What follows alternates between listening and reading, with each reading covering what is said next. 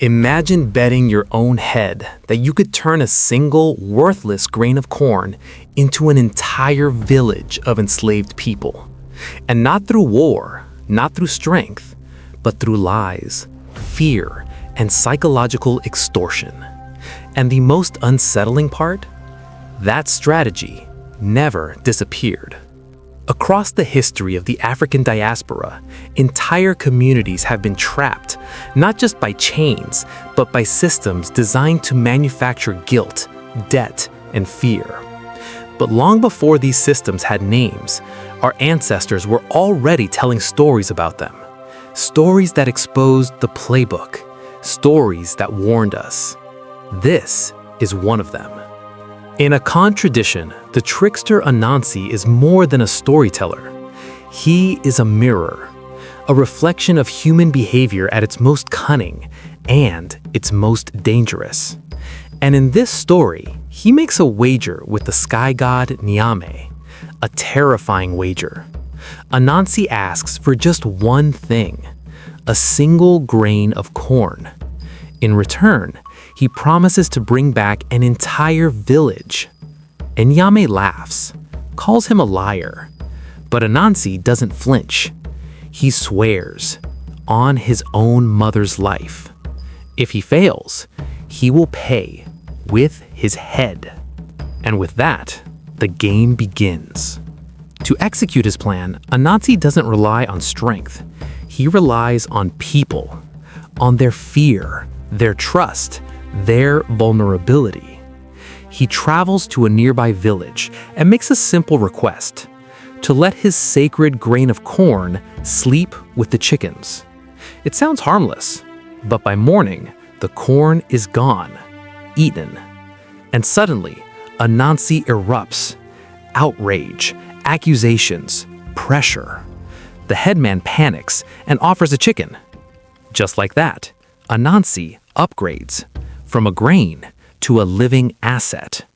Then, again, another village, another demand. The chicken must sleep with the sheep, but in the night, Anansi kills it himself, stages the scene, smears the blood. By morning, the sheep are blamed, and once again, they pay. A sheep. The pattern is now clear. Manufacture a problem, control the story, exploit the fear, upgrade. Again and again and again. A sheep becomes a cow. And now the stakes change. By now, Anansi has mastered the system. Each lie becomes leverage. Each accusation becomes profit. He arrives in another village, carrying the cow, strong, valuable, and once again, he sets the stage. But this time, by morning, the cow is dead.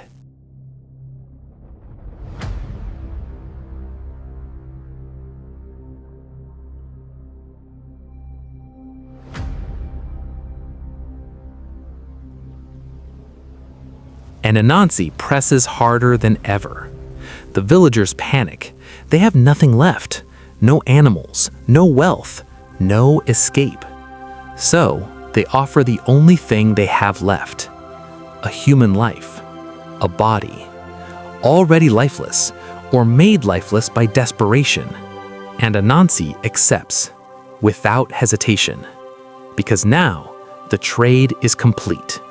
He has turned a single grain of corn into a human being. What Anansi is doing here is not just a trick, it's a system built on one simple formula: create fear, control the story, extract the price. This mirrors what we've seen throughout history, and even today.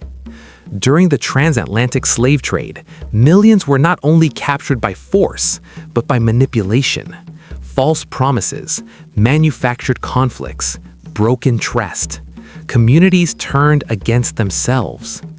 And even now, in spaces where people are desperate for hope, some exploit that same fear. Not all, but enough.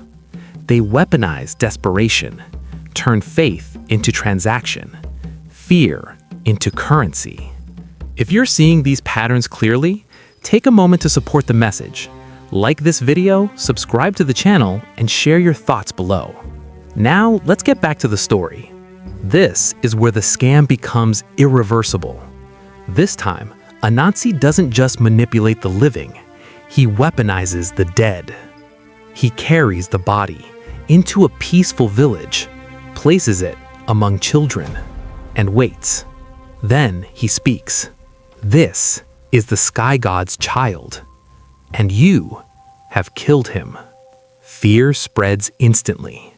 Not accusation, but implication. Guilt grows. Panic rises. And Anansi offers a solution. Come with me, face Niame, and beg for mercy. Just like that, an entire village walks into captivity. Not by force, but by fear. Anansi stands before Niame, victorious. He tells the story, every step. And for a moment, he wins.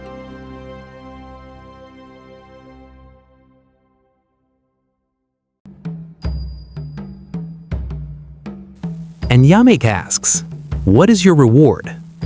And Anansi wants to appear humble.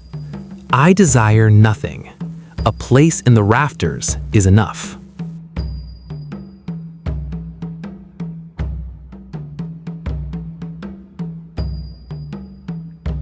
And the universe answers him, literally.